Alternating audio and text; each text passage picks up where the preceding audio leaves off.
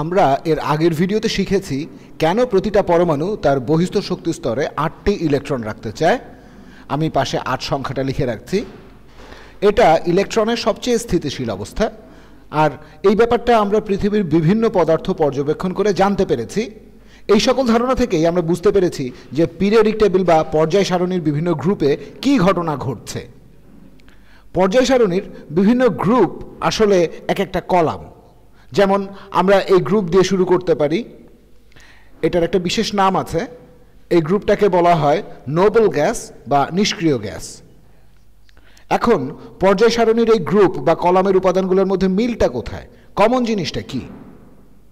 আমরা এর আগের ভিডিওতে দেখেছি যে একই কলামের প্রতিটা পরমাণুর একই সংখ্যক ভ্যালেন্স ইলেকট্রন বা যোজনী ইলেকট্রন থাকে, অথবা তাদের বহিস্থ শক্তি স্তরে সমান সংখ্যক ইলেকট্রন থাকে। এখানে বাম পাশের কলামকে আমরা দেখতে পাচ্ছি, এদেরকে বলা হয় অ্যালকালাইন মেটাল বা ক্ষার ধাতু। এদের সর্ববহিস্থ শক্তি স্তরে একটি করে ইলেকট্রন থাকে। এখানে বলে রাখা ভালো যে এখানে একটা ব্যতিক্রম আছে। হাইড্রোজেন আসলে অ্যালকালাইন ধাতু নয়, এটাকে ধাতব অবস্থায় পাওয়াও যায় না। এটা আর অন্যান্য ধাতুর মতো এর ইলেকট্রনকে সহজে ছাড়তে চায় না। এই কলামের অন্যান্য পরমাণুগুলো ইলেকট্রন ত্যাগ করতে চায়। আমরা যখন ধাতব বৈশিষ্ট্যের পদার্থের কথা বলি তখন আমরা বোঝাই যে এর পরমাণু কত সহজে ইলেকট্রন ত্যাগ করতে চায়। ধাতু বলতে আমরা সাধারণত বুঝি যে সেটা উজ্জ্বল, তারপর বিদ্যুৎ পরিবহন করে, তারপর পর্যায় সারণীতে সেটার অবস্থান দেখি। এখন এই বাম পাশের কলামকে অ্যালকালাইন আর্থ মেটাল বা মৃৎক্ষার ধাতু বলা হয়। আমি এখানে লিখছি অ্যালকালাইন আর্থ মেটাল বা মৃৎক্ষার ধাতু। এগুলোর সর্ববহিস্থ শক্তি স্তরে 2টা করে ইলেকট্রন আছে। তো আমরা জানি সব পরমাণু তার বহিস্থ শক্তি স্তরে 8টি করে ইলেকট্রন রাখতে চায়। তা এই সকল পরমাণু যদি ইলেকট্রন নিয়ে তাদের অষ্টক পূরণ করতে চায় তবে তাদের আরও 7টি ইলেকট্রন গ্রহণ করতে হবে, আর এদের 6টা ইলেকট্রন গ্রহণ করতে হবে। এখন কার কাছ থেকে নেবে ইলেকট্রনগুলো? এই পরমাণুগুলো তো ইলেকট্রন ছাড়তে চাইবে না, কারণ এরা অষ্টক পূরণের খুব কাছাকাছি রয়েছে। তো এই কারণে পর্যায় সারণীর বাম দিকের মৌলগুলোর ইলেকট্রন ছেড়ে দেওয়ার প্রবণতা বেশি। সত্যি বলতে এদের কাছে মাত্র একটি ইলেকট্রন আছে। বিশেষ করে হাইড্রোজেন বাদে অন্য যেসব এলিমেন্ট আছে তারা সবাই এই একটা ইলেকট্রন ত্যাগ করতে চায়। এই কারণে পর্যায় সারণীর বাম পাশের মৌলগুলোকে বেশিরভাগ সময় বিশুদ্ধ অবস্থা বা এলিমেন্টাল স্টেটে পাওয়া যায় না। এই বিশুদ্ধ অবস্থা বলতে আমরা বুঝি যেমন এখানে লিথিয়াম ছাড়া কিছুই নেই, অথবা সোডিয়াম ছাড়া কিছুই নেই, অথবা পটাশিয়াম ছাড়া কিছুই নেই। এমন অবস্থায় এদের খুব কমই দেখবেন। বেশিরভাগ সময় দেখবেন এরা ইতোমধ্যে কারোর সাথে বিক্রিয়া করে ফেলেছে, বিশেষ করে পর্যায় সারণীর ডান পাশের মৌলগুলোর সাথে। তো আমরা দেখতে পাচ্ছি যে বাম পাশের মৌলগুলো ইলেকট্রন ছেড়ে দিতে চায়, ডান পাশের মৌলগুলো ইলেকট্রন গ্রহণ করতে চায়। এই জন্যই বিক্রিয়া হবে। এখন এই মৃৎক্ষার ধাতু বা অ্যালকালাইন আর্থ মেটালও বিক্রিয়া করে, তবে তারা অ্যালকালাইন মেটাল বা ক্ষার ধাতুর মতো এত দ্রুত বিক্রিয়া করে না। এর কারণ ক্ষার ধাতুগুলো অষ্টক পূরণ করে স্থিতিশীল অবস্থা অর্জনের খুব কাছাকাছি থাকে, কিন্তু মৃৎক্ষার ধাতুগুলো তুলনামূলকভাবে একটু দূরে আছে। তাই এদের ইলেকট্রন ছাড়ার জন্য কিছু শক্তি অথবা ধাক্কার প্রয়োজন হয়। এদের 2টা ছাড়তে হবে আর এদের মাত্র 1টা ছাড়তে হবে। তাহলে আমরা দেখতে পাচ্ছি যে মৃৎক্ষার ধাতুগুলোর বহিস্থ শক্তি স্তরে 2টা করে ইলেকট্রন আছে, আর এই মৌলগুলোকে বলা হয় ট্রানজিশন মেটাল বা অবস্থান্তর মৌল। এখন এদের যদি ইলেকট্রন প্রদান করা হয় তবে তারা সেটা দিয়ে ডি সাবশেলের অরবিটাল পূরণ করে। তো তাদের বহিস্থ শক্তি স্তরে 2টা ইলেকট্রন আছে। আমরা এখানে চতুর্থ পর্যায়টা দেখতে পাচ্ছি। এখানকার সব মৌলের সবচেয়ে বাইরের শক্তি স্তরে 4s এ 2টা ইলেকট্রন আছে। এখানকার সব মৌলের 3d অরবিটাল পূর্ণ আছে, অথবা 3d সাবশেল, এগুলো সব 2 হবে। তো আমরা দেখতে পাচ্ছি যে এই সব মৌলের সবচেয়ে বাইরের শক্তি স্তরে 2টা ইলেকট্রন আছে। তো এই সব মৌল ক্ষার আর মৃৎক্ষার ধাতুর মতো 2টা ইলেকট্রন ছেড়ে দিতে চায়। আমার কাছে মনে হয় যে ব্যাপারটা আসলে এইরকমই, যে এই পরমাণুগুলোর কাছে অনেক ইলেকট্রন আছে। তো তারা যদি এখান থেকে কিছু ভ্যালেন্স ইলেকট্রন বা যোজনী ইলেকট্রন ছেড়ে দিতে চায়, যেমন আয়রনের 2টা যোজনী ইলেকট্রন আছে, আয়রনের 2টা ভ্যালেন্স ইলেকট্রন, তো এরা যদি এই ইলেকট্রন 2টা ছেড়েও দেয় তারপরও এদের পূর্ববর্তী শক্তি স্তরের ডি সাবশেলে ইলেকট্রন আছে। এদের ডি সাবশেলে ইলেকট্রন আছে। যদি এটি এর 4s এর 2টা ইলেকট্রন ছেড়ে দেয় তারপরে এর 3d ইলেকট্রনগুলো থেকে যায় যা উচ্চ শক্তি সম্পন্ন, তো তারা এটা প্রতিস্থাপন করতে পারে। আমি এখানে কোটেশনের প্রতিস্থাপন শব্দটা লিখে রাখছি যাতে আমাদের সবার বুঝতে সুবিধা হয়।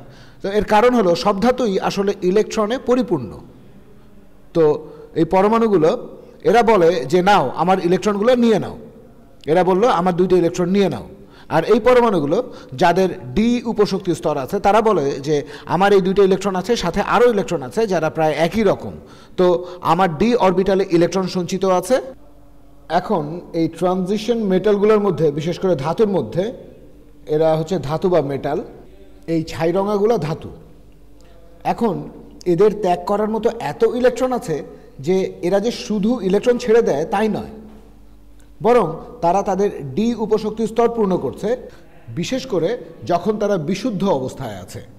এখানে বিশুদ্ধ অবস্থা বলতে বোঝানো হচ্ছে যে যেমন অ্যালুমিনিয়ামের একটা বড় ব্লক, অ্যালুমিনিয়াম অক্সিজেন বা এরকম কারোর সাথে বিক্রিয়া করেনি, তো বেশ কিছু অ্যালুমিনিয়াম, যখন অ্যালুমিনিয়াম ধাতব বন্ধন গঠন করে তখন তার কাছে এত ইলেকট্রন আছে যে সে অন্য অ্যালুমিনিয়াম পরমাণুর সাথে ইলেকট্রন শেয়ার করে। যদিও অ্যালুমিনিয়ামের বাইরের শক্তিস্তরে 3টা ইলেকট্রন আছে, তবে ডি সাব অরবিটালে তার ইলেকট্রন আছে।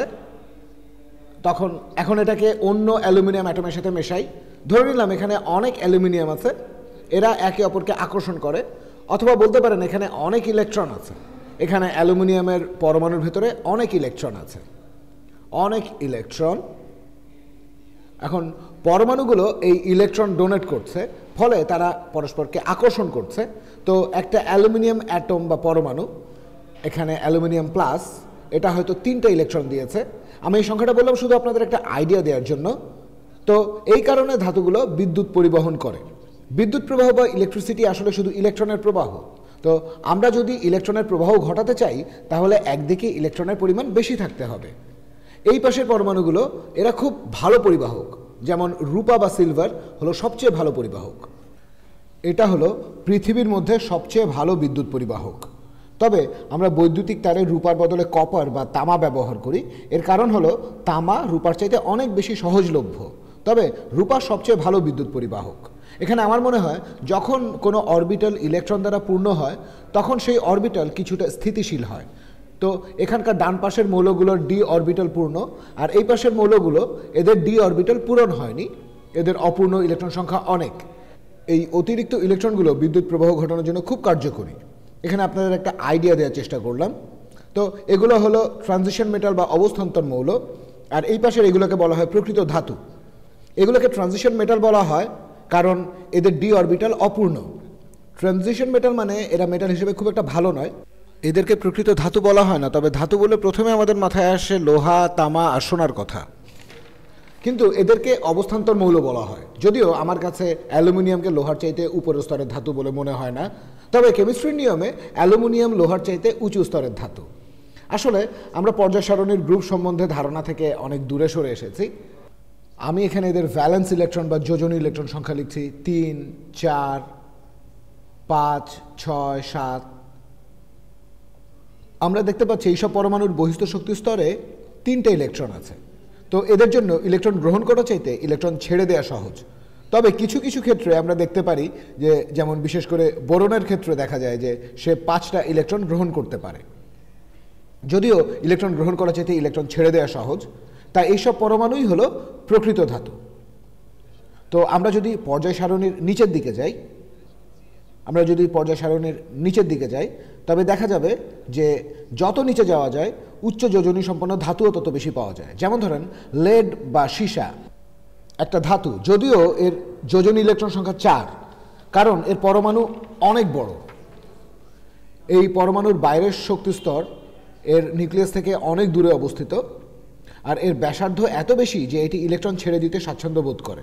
কিন্তু কার্বনের ক্ষেত্রে দেখা যায়, কার্বনের ক্ষেত্রে আমরা দেখতে পাই যে এর ইলেকট্রনগুলো নিউক্লিয়াসের এত কাছে অবস্থিত যে এগুলো ত্যাগ করা খুব কঠিন। তাই কার্বন অন্য পরমাণুর কাছ থেকে ইলেকট্রন গ্রহণ করে অষ্টক পূরণ করে। কিন্তু নিচের এই মৌলগুলোর ইলেকট্রন নিউক্লিয়াস থেকে এত দূরে অবস্থিত যে তারা খুব তাড়াতাড়ি ইলেকট্রন ত্যাগ করে অষ্টক পূরণ করতে চায়।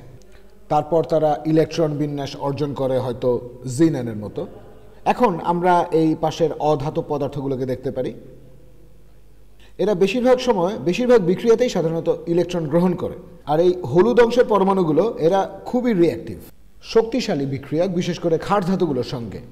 আর এদেরকে বলা হয় হ্যালোজেন। আপনারা হয়তো এদের নাম শুনে থাকবেন। আপনারা হ্যালোজেন বাতির নাম শুনেছেন, হ্যালোজেন ল্যাম্প। হ্যালোজেন বাতি সব জায়গায় ব্যবহার করা হয়। আমি হয়তো ভবিষ্যতে এই হ্যালোজেন বাতি নিয়ে পরে একটা ভিডিও করব। তো এরপরে রয়েছে নোবেল গ্যাস বা নিষ্ক্রিয় গ্যাস। এদের একটা ইন্টারেস্টিং ব্যাপার হলো যে হিলিয়াম ছাড়া এদের প্রত্যেকের সবচেয়ে বাইরের শক্তি স্তরে 8টা ইলেকট্রন আছে, শুধু হিলিয়ামের সবচেয়ে বাইরের শক্তি স্তরে 2টা ইলেকট্রন আছে। হিলিয়ামের ইলেকট্রন বিন্যাস 1s2।